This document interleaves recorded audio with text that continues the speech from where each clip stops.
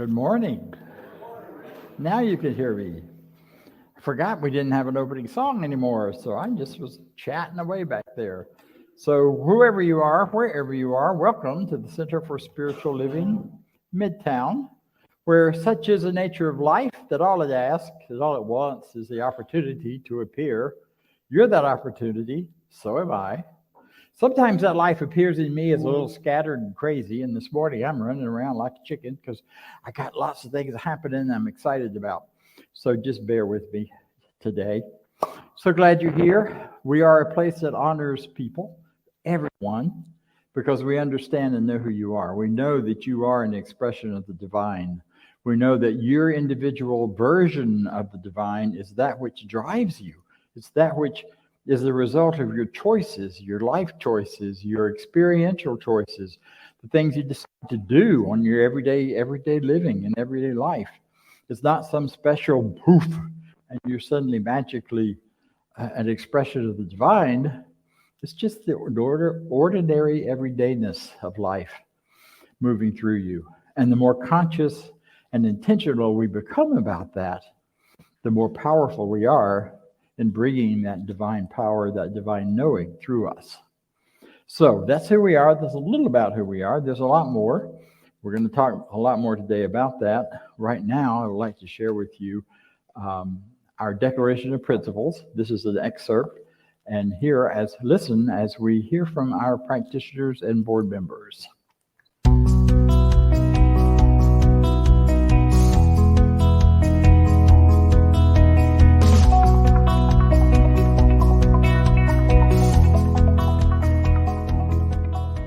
I believe in one God, one absolute power and first cause to all things. I believe that this power is perfect love and creates out of a desire to express love. I believe all thought is creative, and how I choose to think creates my personal experience. I believe in the unity of all life and the immortality of the individual soul, forever unfolding. I believe in the eternal goodness, the eternal goodness of God, the eternal loving kindness, and the eternal givingness of God to all. And so it is. And so it is. And so it is.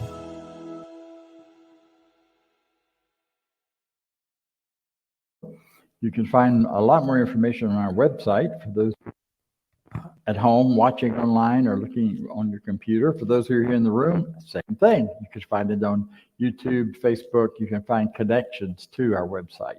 So I invite you now, if you're in the room, to please share that you're here. To if you're a Facebook person, share where you are and what's happening, and see how many more people we can get excited about Center for Spiritual Living Midtown today. So that said, let me invite you to understand a little more about who we are. One of the things that is vital and central to this center, its life, its operation, are our practitioners.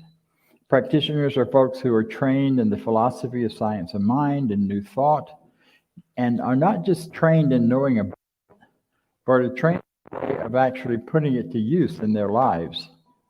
They're doing this with ease, with grace, and they are doing it in a way that allows them also then to demonstrate that they can help others in living more freely, abundantly, healthily, and clearly.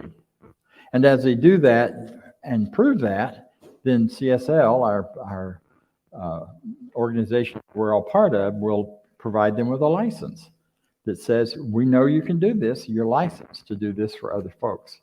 So if you have anything in your life that just isn't quite working, that you'd love to see work a little better, or something that just doesn't work at all, that you feel like you're much too close to, or are much too involved in the story to get above and beyond the story to see the greater truth, a great way to solve that is to contact one of our practitioners.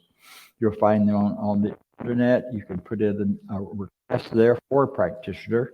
You can also simply put in a request for healing, for the change of whatever it is that's going on that you would like to see different. And we will do that work for you privately, secretly, and then We will also put you in touch with the practitioner if you request that.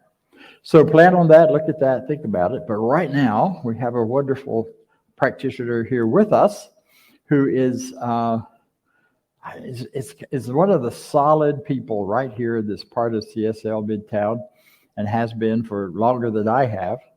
She's one of those folks that when I wonder about or feel myself wobbling a little bit on what is truth and what is principle, she's one of those people to call, because she always reminds me there are no victims, there is only victory, and there's only possibility of living freely.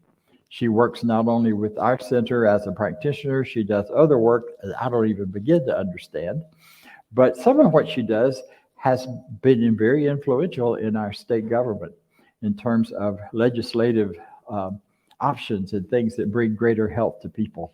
That's a big part of her life and a big part of what she brings to the world. So with that, and she does that without a lot of fanfare, a lot of big noise about it. The limo doesn't drop her off here. She takes care of her life in other ways. So I just can't praise her enough for the good things that she does for us. So Barbara Guillory, come talk to us. Good morning. Good morning. Yeah. Oh my. Thank you for that warm welcome, Dr. Bob. I feel so affirmed this morning. And that is why I'm just glad to be on this journey with CSL Midtown for the past 11 years.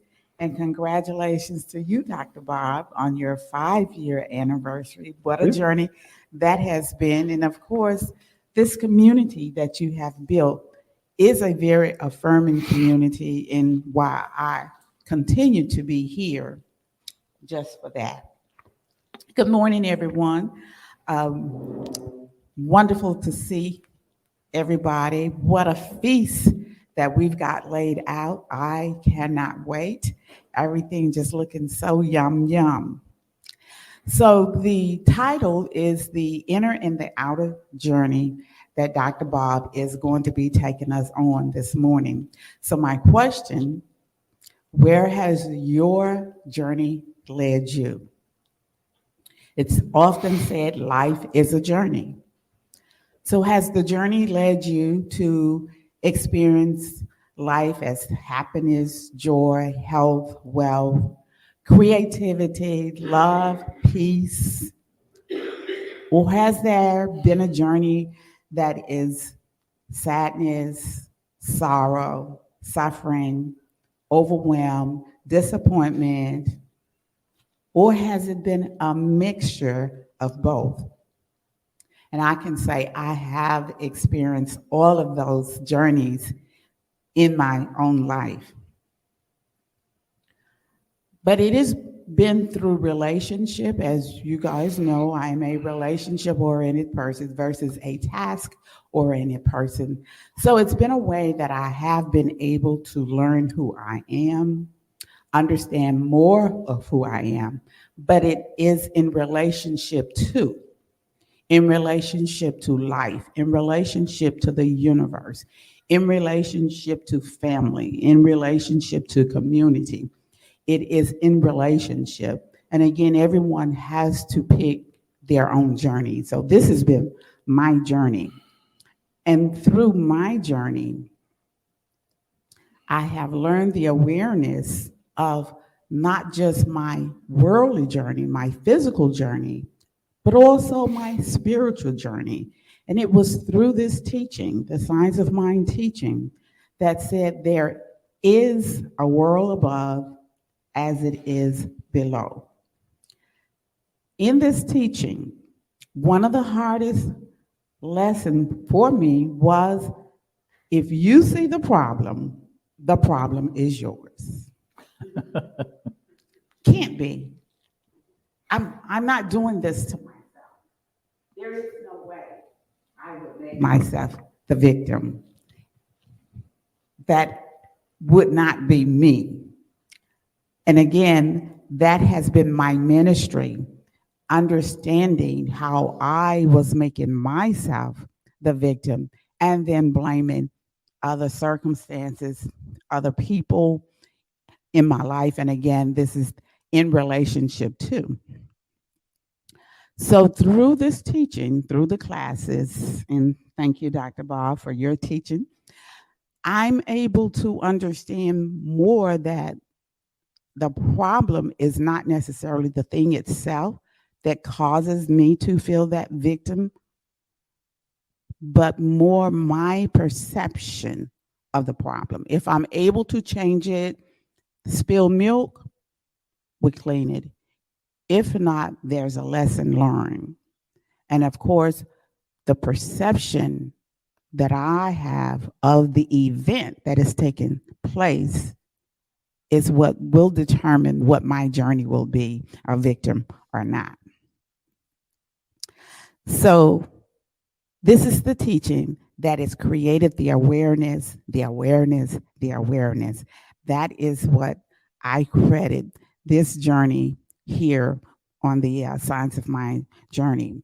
One of those insights was the boundaries of my journey. So when I journey outside the boundaries of my journey, then I'm no longer on my journey. Well, guys, you pretty much know what happens when you're determined you're going to do other than what you're called to do. And again, we all have that calling inside, so we can know this without question.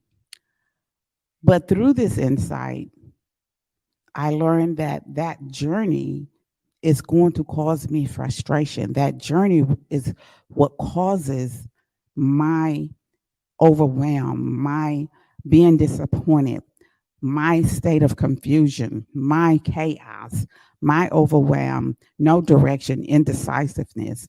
And again, it is this mental formation that I have created that creates my journey within this world, within this universe. So through this teaching, here's what I've learned. When I journey outside the boundaries of my journey, I don't have fulfillment. I've been able to identify my journey. I've been able to get answers to the questions that I have on my journey. I've been able to come to solutions to the problems that I have on my journey. I've experienced fulfillment, closure. So I ask, where has your journey led you? So now we're going to do a wonderful experience and bring peace to our journey. So I ask that you join me in this very moment as we center ourselves and know and understand there is just the one magnificent, the one universe, the oneness and the oneness. And as we create the experience of peace as co-creators with Spirit, there can only be peace in the present moment. Peace, peace, peace. Peace, peace, peace. Peace, peace, peace, peace. Peace, peace, and peace. For this wonderful experience of peace, I am grateful to be on this journey with each and every one of you. And so it is. If you ever wondered about there being one mind, just had the perfect demonstration of one mind. We didn't plan it. It just showed up that way. A lot of echo here. And what showed up is I didn't know Barbara's plan for her treatment. I loved it because it just is so much of what we need today. With all the chaos going on out there in the world, peace. Peace that bubbles up from inside of us. Peace that's the gift of life, that's the gift of consciousness, that's the gift of God.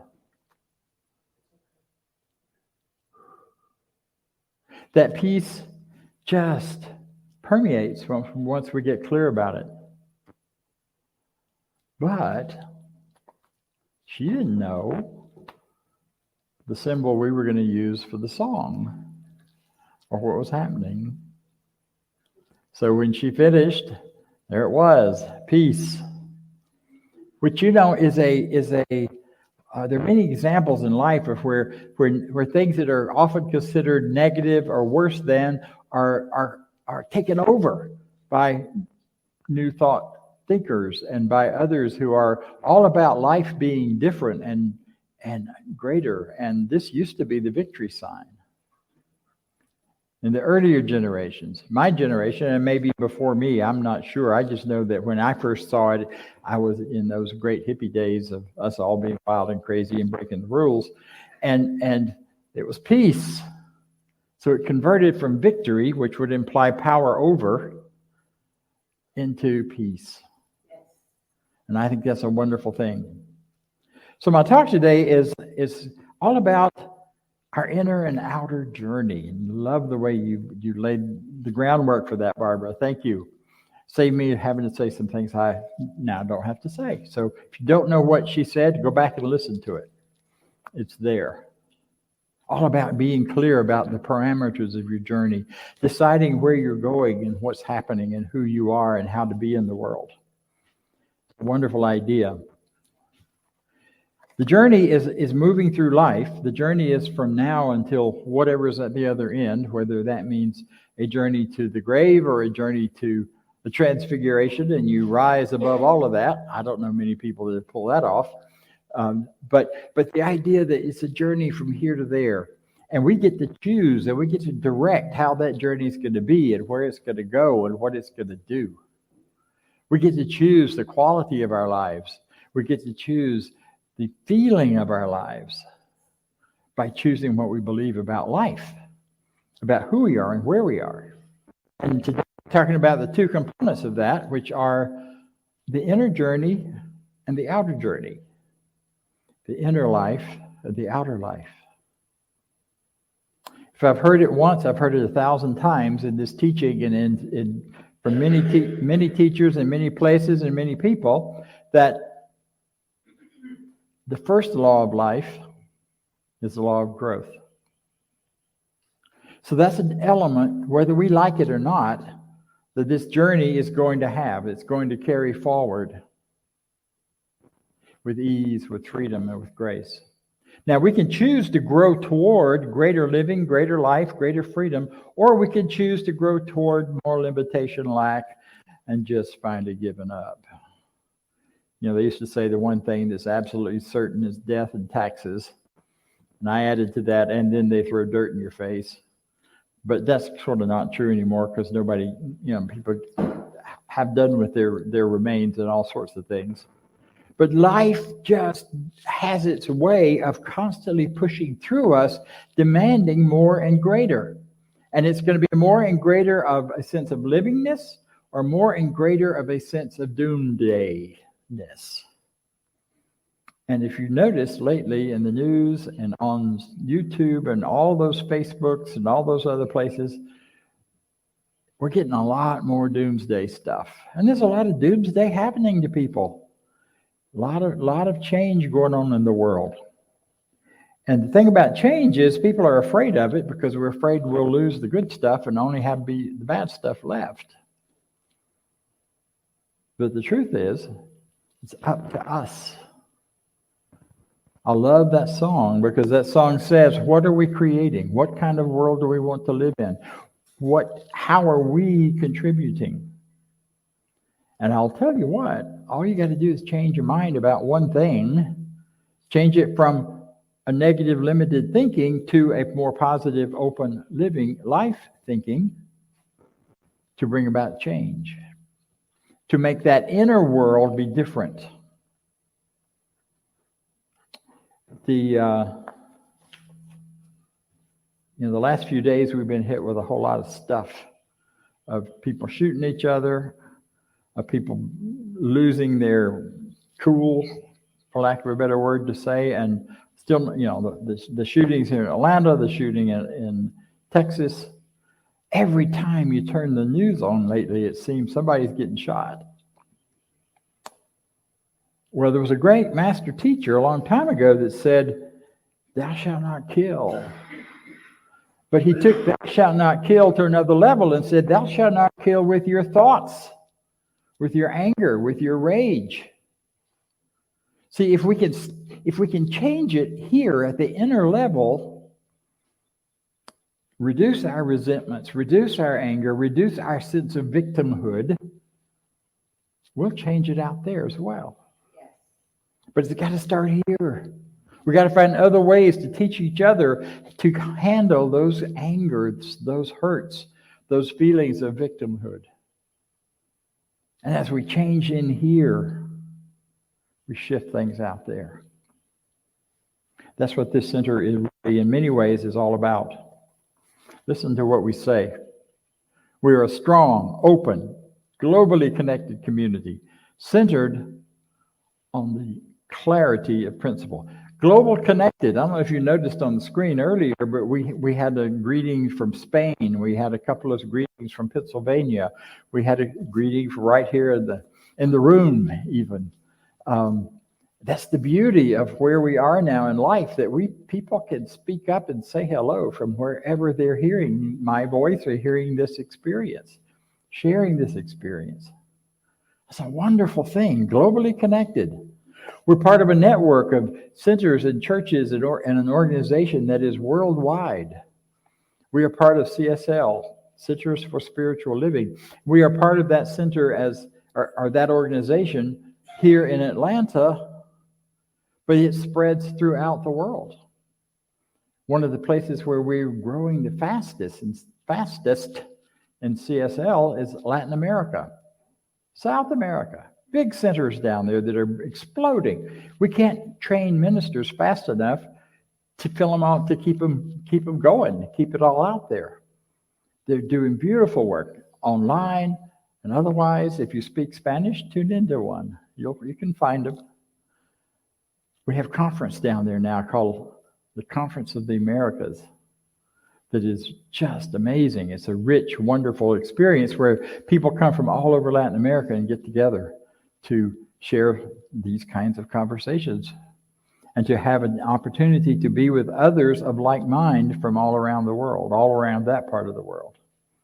We have centers in Europe. We have centers in Russia. We have centers in Ukraine. We have centers in Canada. I almost said Canada. No.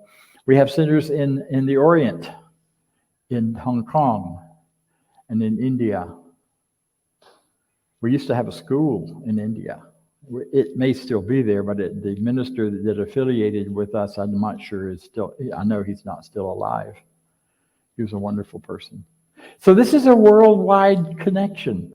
Now, there are many other groups. This is just one group. There are a lot of people teaching science of mind in the New Thought groups that are not us, but they are us because we teach the same stuff. But organizationally, we're different, and they're all over the world as well. So if you start thinking of this organization or this teaching or this center as some small little group, depending on the number of people that show up, know that that's just the tiniest little part of what we're part of. We're part of a network of people who are having a different thought, a different idea, who are changing our innards in order to change the outward world as well. People who stand up, people who go to the legislature and committees and try to get things organized in a different way to be more supportive of people. Folks who march for peace, folks who march for the rights of women, the rights of non-gender specific folks, and all of those things. People are doing all this, many of whom are getting their inner work through Centers for Spiritual Living and other New Thought organizations. We're not here just to feel good about ourselves. We're here to feel good about ourselves and make a difference. The thing is, if you're feeling good about yourself, you can't help but make a difference. Have you ever been in the grocery store line behind somebody that wasn't feeling good about themselves? They made a difference. Have you ever been behind one where somebody really did feel good about themselves? You just can tell they love what they're doing. They find great joy in just where they work and how they get to show up. They make you feel better just by talking to them. Some of you do that already out there in the world. We make a difference wherever we are. So we go on to say we're globally connected, centered in the clarity of principle. By clarity of principle, I think we're talking about the idea of oneness. There is only one power, one light, one life, and everything that exists and is comes out of that and lives back into it. Comes out of it not in the sense of separating from it, but out of it in the sense of forming within it, is probably a better way to say it. We are formed within this one power. We are concentrated foci of energy and information, where our personalities get to monitor and to guide and direct how that energy of life flows through us. Think about that a minute. You're in charge of your life. I don't know about you, but there have been times in my life where I didn't want to be. Somebody please take over this thing and tell me what to do. Right? But you know, the answers are always right at hand. That great master teacher said it first, or maybe not first, but he said it a long time ago.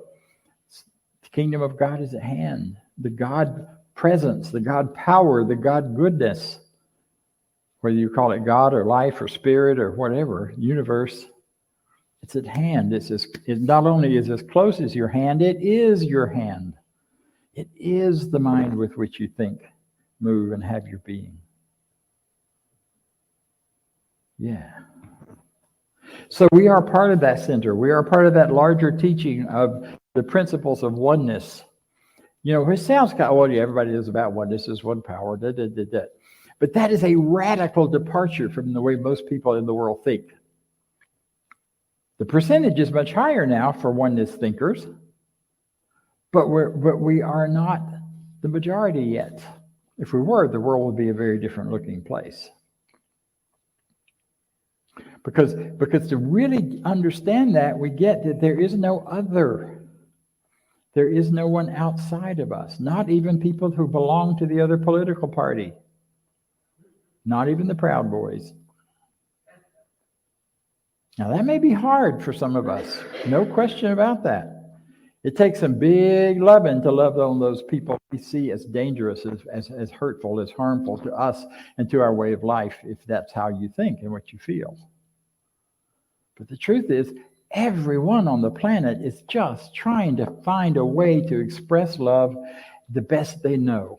And sometimes that means they have to push everything aside except a certain little path where love can happen. When the truth is, love is showing up all over the place with all kinds of folk. And those of us who know that, who recognize the oneness, have to see past the behaviors of people into their hearts and into their truth and exercise the ancient namaste. The spirit in me recognizes the spirit in you. Because the more we do that, the more that spirit will show up in their lives as their lives. The more it will make a difference for them. If you don't ever do anything else for the world except walk around thinking and saying namaste to every person you meet, do that. It will change the world. It's really important to get clear on who we are and the power that we have as individuals.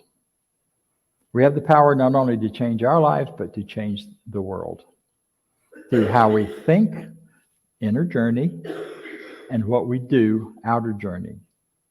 The important piece here is where you start. You start in here. You start with the inner journey. You start with changing your beliefs. Then if you're so led and so called to stand up for something, go do it in whatever areas of influence you have. You know, we have artists in here that produce beautiful paintings that touch people. We have We have cooks here that touch my heart on a regular basis when they bring food. You know, we have so many ways that we make a difference in people's lives.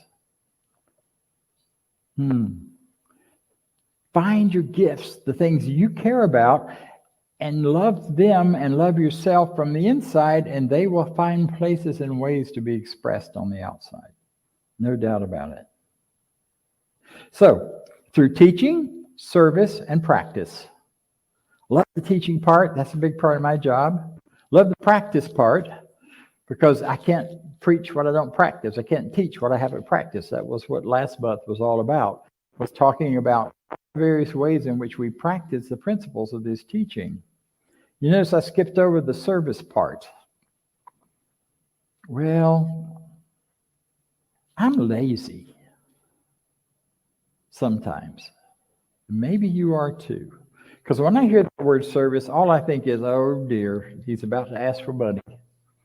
Oh dear, they want me to do something. Probably something I don't want to do. Probably something that's going to cause me more pain and difficulty. The service we practice is a service of love and passion and compassion. Not because there's some drudgery to it, not because we have to make ourselves do it, but because there's joy in it for us to do that. I love showing up here. I love speaking to you and listening to you and hearing about where things are in your lives. That's service, but there's nothing hard about that. That's just joyful. Hey, and I've even been known to set up a chair or two and make coffee and do some of those things, because those things allow us to be together in a different way, and it's rich and wonderful. So we as a community have declared this is our truth. This is what we do. Teach, service, practice. And in doing that, we create a safe and respectful environment that supports healthy spiritual growth. It's a beautiful phrasing of our intentions and desires. I didn't write it. This came from our predecessor, perhaps our founder, I'm not sure, David Barrett, who started this center 11 years ago. He was here until he wasn't. There's a lot of sadness about that for many, many people, a lot of pain. And then Paul Gagnier took over, having come out of retirement, maybe for the second time at least. And, we ministers can't retire. We pretend to. I'm retired, even though I'm working full-time here. I retired from the School of Spiritual Leadership and the Holmes Institute for Consciousness Studies, where I ran all of that program, but didn't mean I stopped ministry. I'll stop ministry on this planet when I stop breathing, and then I'll still be haunting y'all from somewhere else, I promise. Because I ain't giving that up. Just count on it. You're too important. You carry a version of this teaching that is too important to let go in any way, shape, or form. Now, here comes the hard part of the conversation. That said, starting this month, today actually, we are only meeting in person once a month. We're going to meet on the first Sunday. We're going to have food. We're going to have a party. We're going to have a workshop. We're going to do something, all part of that Sunday gathering. And the other weeks, we'll still gather, but we're going to gather online. You can watch us on all those different places you're watching us now, those who aren't here. And you can participate through Zoom in conversation and classes and other things. And all of that really matters and is important. The hard part of the conversation is, in order to continue that, and in order to be back here in person or in some facility like this in September on a weekly, rather regular basis, we require your support. Now, those in the room and many of you who are watching online already do that. So I'm not talking to you. I'm talking to the ones who don't support us. I'm talking to the ones who gather so much good from watching this. I get calls often from friends and acquaintances on the West Coast saying, we get our good ideas for our talks because you talk 3 hours before we do, and we get to add and tweak things at the last minute. I'm like, okay, then send me some money. No apologies there. Prosperity is about circulation. And we can't pay the bills here on good thoughts. You pay the bills on cash. Well, we don't use cash much, but we pay the bills through electronics. Money used to be things like shells and beads and hard, big thing. Carry a big pile of shells with you if you had a lot of money. But now it's simply the electronic blip. It's zeros and dashes is what our money really is, and an agreed upon value. So I'm not saying to just throw away your zeros and dashes, but I'm saying if you find good value here, please give some back, because it will guarantee that we keep being here. It will guarantee that we can keep doing this, paying the bills, etc. What, am I hearing noises? Okay. Hi, Robert. Robert Brzezinski is the head of the New Thought Radio Network and is helping us produce and manage all of this online for those of you out there. So support them, but support us too. Have I said enough? Have I driven that in the ground? I want you to get that. It's really an important piece to know that we cannot continue to do what we're doing at the rate of giving that we're receiving. Now, we will continue to be the Center for Spiritual Living, and it may take a Midtown. It may take a whole different shape and form. I'm not stopping. I've gotten rejuvenated. I've been in a rehab program that's got my body moving again, and I'm grateful for that. I'm not stopping. But if you want us to continue here in person, if you want us to have the opportunities to keep broadcasting, we need your help to do that. Now, it's bad form. They teach us in ministerial school to say things like this if you're a New Thought church. We're only supposed to be positive.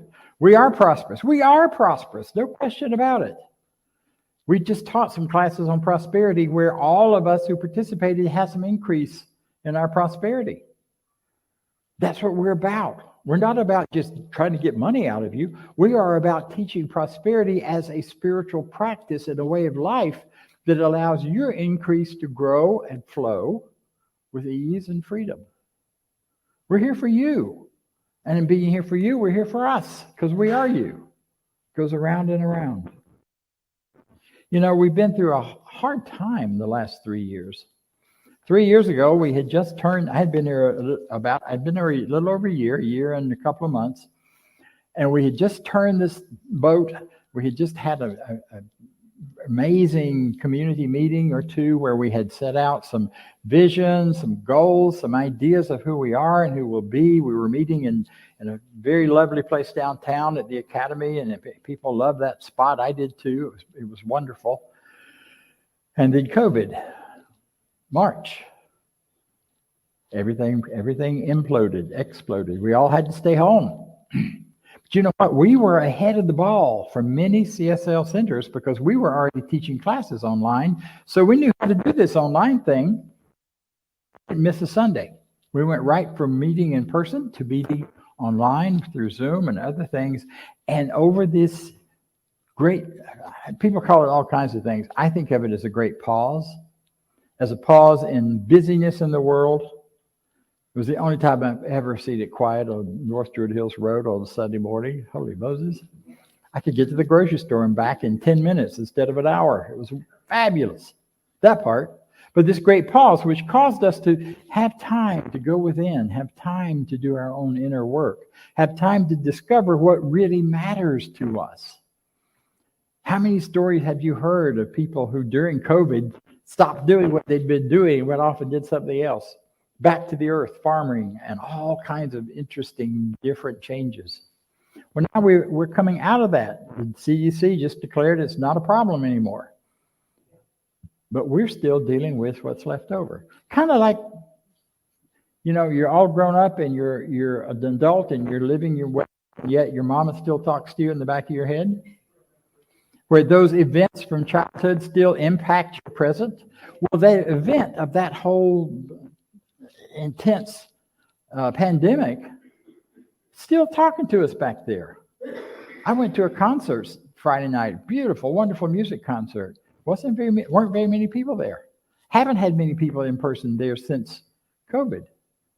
We've all gotten used to sitting at home watching TV, or we've gotten used to not being out. And I have to admit, I didn't sit close to anyone else except the person I came with, because I want to make sure. And I thought, I don't have to do that anymore. That's ridiculous.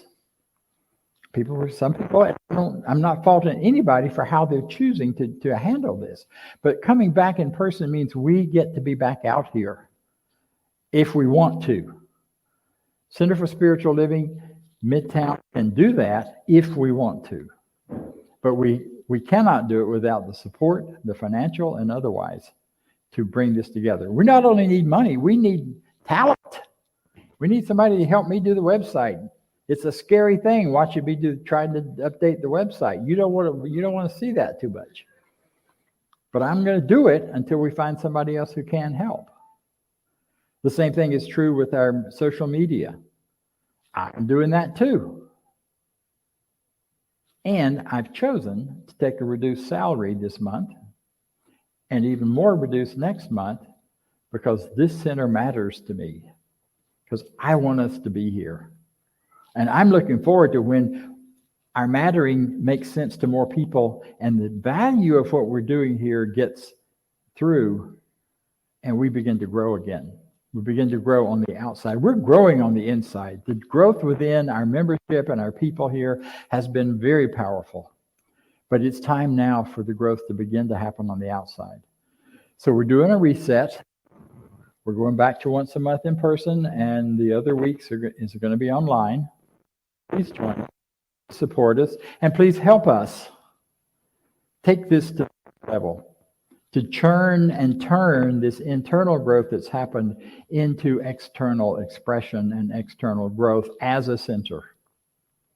It's really important and necessary. Today, right after this, we're having food, and then we're having our business meeting, annual membership business meeting. Tune into that, if you will, if you're interested at all in us and this center as a group. You can do it on Zoom.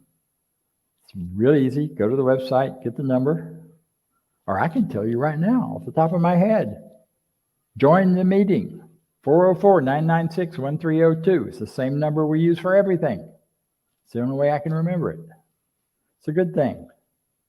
Join us. Come hear where we are and how we're doing and what the directions are that we are coming to. Because you matter. CSL Midtown matters. We're all wonderful. This is all about good. It's just shifting form, perhaps. And I'm wide open to understanding what that new form needs to be, and I'm supporting all of us in finding that for this amazing, wonderful, loving community. Because you're wonderful, so am I, so it is. Thank you. Thank you. And now Vance is going to come talk some more about that taboo, wonderful topic of prosperity. It is not taboo. Thank you. Yes. Thank you, Dr. Bob. Yes. What an awesome talk. There's all kinds of stuff going on, and we have interesting technical challenge this morning. We'll figure out what that is, but it broadcast and it sounded okay. The way to give online is go to cslmidtown.org/donate or click on the QR code that should show up on the screen in a minute. There it is. There you go. So click the QR code. It will take you directly to the donation site to donate, and you can set up, you can do a one-time donation, or you can set up ongoing regular donations. However that works for you, if you're supporting us, we'd love that. So if you will, say with me our affirmation for prosperity. I live in a universe of abundance. As I freely and joyfully give, I join in the divine flow, and all that I share with life returns to me multiplied abundantly, and so it is.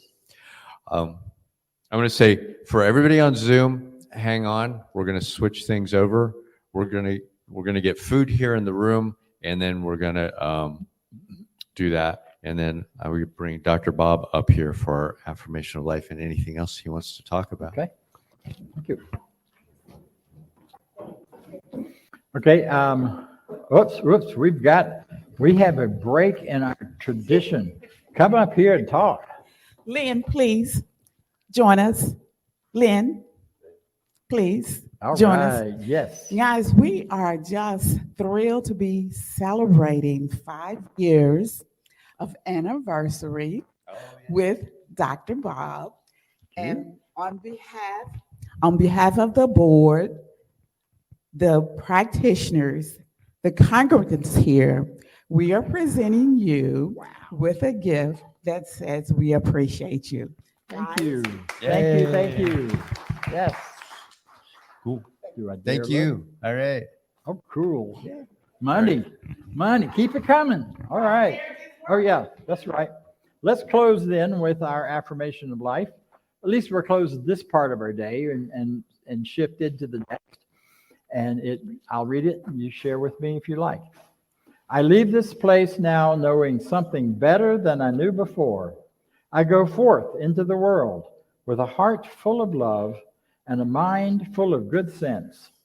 I look at the world in a greater way, knowing that I have within me everything I need to create the life I desire.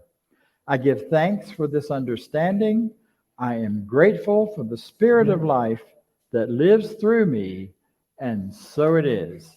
And if you don't know that you have within you everything you need, call a practitioner. We can help. Thanks. Bye-bye. See you next time.